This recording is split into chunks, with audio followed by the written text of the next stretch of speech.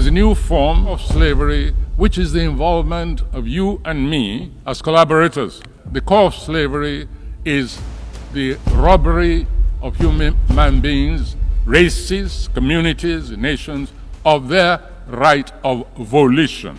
Everybody, I hope, is agreed that it is not yet over, by no means over. Slave markets thrive all over the African continent, and the number of trips she's made to retrieve extant slaves from the African markets, I wish she had the opportunity to communicate those statistics to you. Wole Soyinka, a Nobel Prize Laureate in literature, shared a powerful, unforgettable speech during the International Day of Remembrance of the victims of slavery and the Transatlantic Slave Trade. Let's listen to the rest of his unforgettable speech.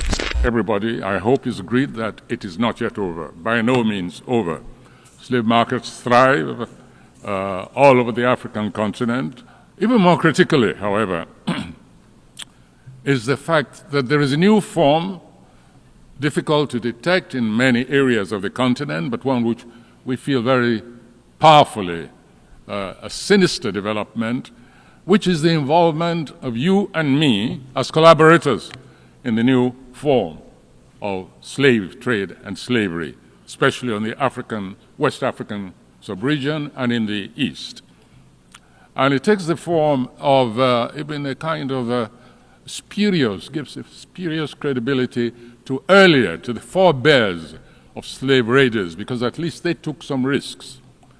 Today, the new slavers simply wait for you and me to send our children to school, especially boarding schools, easy prey. They descend on them and cut them away, sequester them in the fastness of forests, and then call on us to come and ransom them.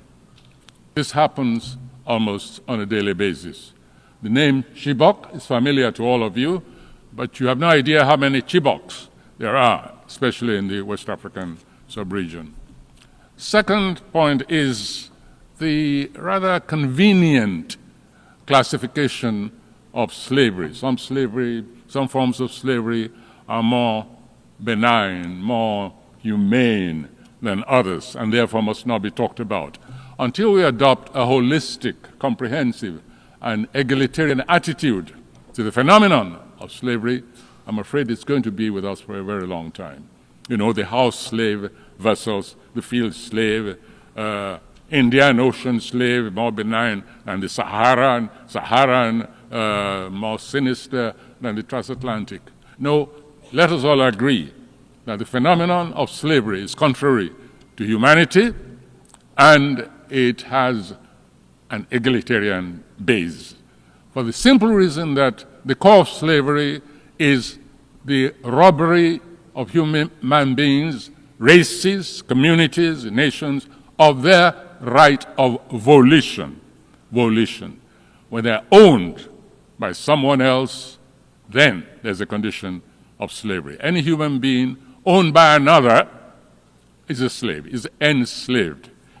Very quickly, let me refer to a film, a recent, well, not so recent film, Django Unchained. I think that definition of slavery is captured by that moment when the actor DiCaprio takes one of his property by chain, squeezes her really cruelly and says, "This is my property. I can do with her what I like."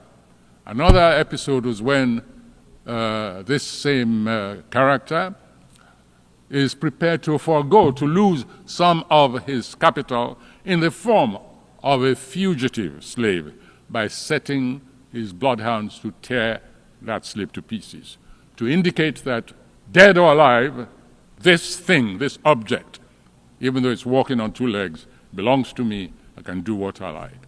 And those forms of slavery still exist in many forms. We can only imagine what kind of existence the enslaved of Chibok, of Dapchi, have been undergoing since 300 pupils were removed from their school in Nigeria. This is a blot on universal conscience, and events like that demand a constant alertness an acceptance of a phenomenon for which the entire globe should be ashamed, since it's gone on for over half a millennium, especially in a quantitative, commercial manner. And so we come to the point of what can we demand of this assembly to tackle these varieties of these variations on the theme of slavery, which I keep insisting is unified.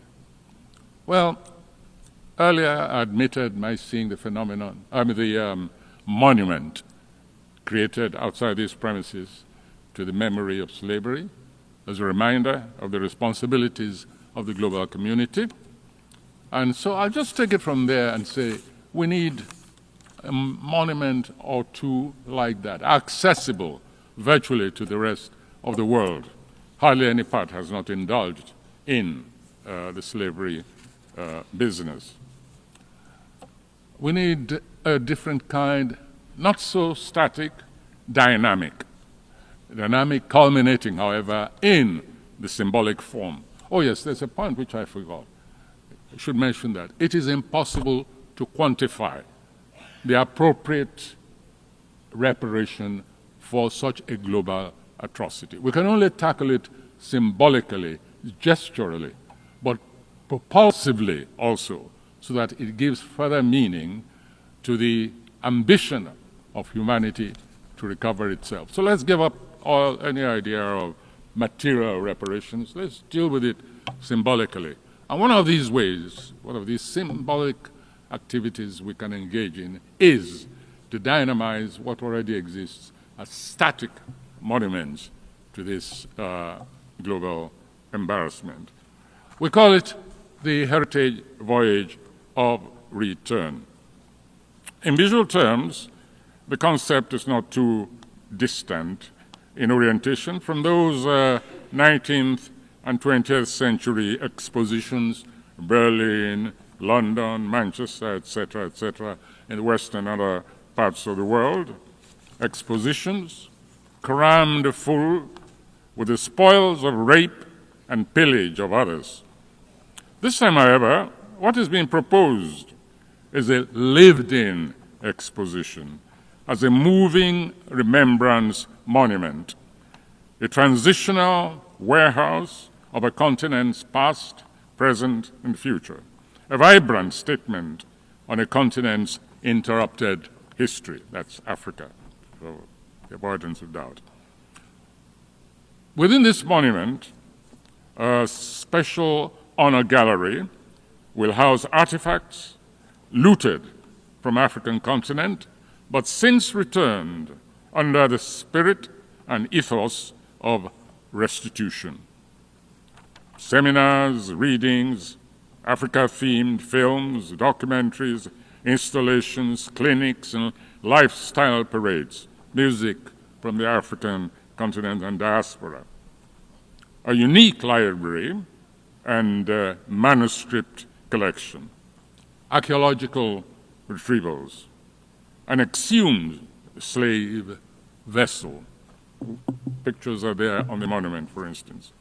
The boat will take off when the diaspora make a call at representative ports of slavery connection, positive or negative, on its way to the West African coast and beyond, maybe around the Cape of Good Hope to the east, and so on. Primarily for descendants of the enslaved, it is also open to others, that is, others who are equally embroiled in the quest for a new humanity that embraces, not excludes, that is curious, not foreclosed, that still lays claim to conscience as a touchstone of the rational species. The nature of reparatory justice that befits the magnitude of slavery wrongs can only be symbolic, as I said earlier, gestural. Yes, but also morally and therapeutically propulsive, one that goes to the core of a continent's humanity, vividly expressed in its arts and spirituality. It is a symbolic voyage of return, one that stands to become an annual fixture. Effectively, it offers no more than a continuation of UNESCO's work on the roots of enslaved peoples, beamed deservedly at the African continent. The Heritage Voyage of Return is a voyage of learning, leisure, and linkage. We call it the 3 L's. It is not only feasible, it is propulsive, it's imperative. Yes, we know such a voyage presumes to teach the world, to bring the world into confrontation with centuries of wrong and possibly a recovery of its own lost humanity. However, it is not designed, it's important, it's not designed to be a vessel of recriminations, but a floating vessel of peaceful options and neglected knowledge. Glorified tourism, perhaps? Why not? But it is tourism with an attitude, as they say in this part of the world. This is a return not just to a wronged continent, but a return of the world to its holistic potential, to what it can be, shorn of fixations, irrational concepts, embedded prejudice, lust for power and domination. It shall be manifested as a first furlong in a voyage towards, put simply, a reinsertion of human in that grossly depleted word, humanity. Thank you very much.